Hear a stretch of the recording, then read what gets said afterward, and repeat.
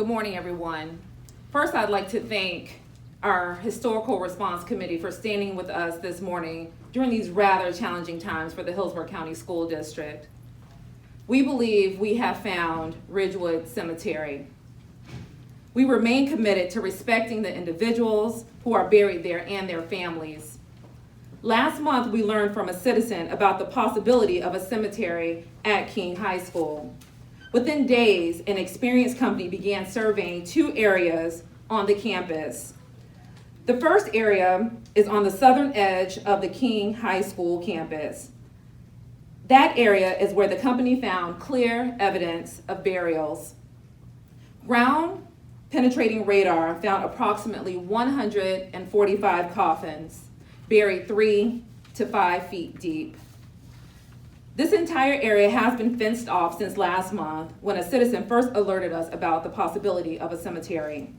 This is consistent with the research we've done in collaboration with the Tampa Bay History Center and other partners.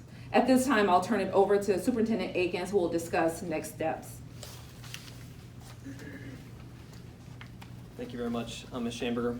We have some images created using the ground penetrating radar that we can share with you.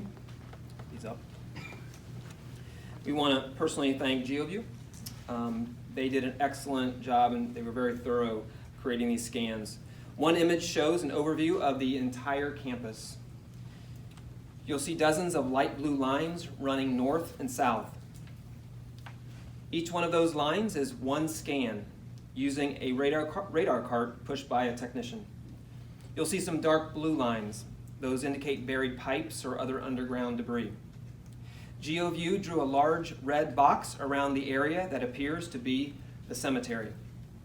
And the pink boxes were drawn by GeoView to indicate each area where they believe a coffin or suspected burial is located. The other image is a close-up of the area in the south. You can think of this as a slice, showing what's buried about 5 feet below the surface.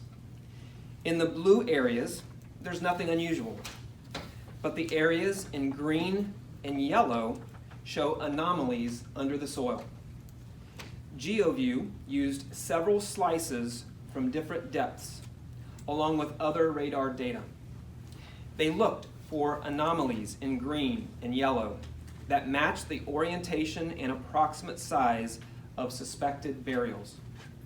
And then GeoView placed pink boxes around the spots where they believe a coffin is located.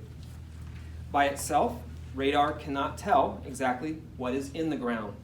However, based on the pattern of the findings, along with historical records, these appear to be coffins or voids in the soil where a coffin has decayed over time. In fact, there are agricultural lab facilities and one building. It's an agricultural workshop built in the late 70s. Right now, it's not clear whether more remains are located underneath that building. We are now making plans to remove that building to verify whether any remains are located below it. Our scanning covered a wide area around the cemetery, so we believe we have found the clear perimeter of the burial ground. We also performed a thorough scan of the second area of interest. We found no evidence of any burials at all in that area. That's the northeast corner of the original campus. Records vary, but they show between 250 and 268 burials at Ridgewood Cemetery. Our scans show evidence of approximately 145 burials. Every record we've found indicates all the burials were done in the same small area, taking up about 1 acre. They were not spread out over different parts of the property. Plus, this is the only area of the property that builders left undeveloped when they constructed the school in 1959.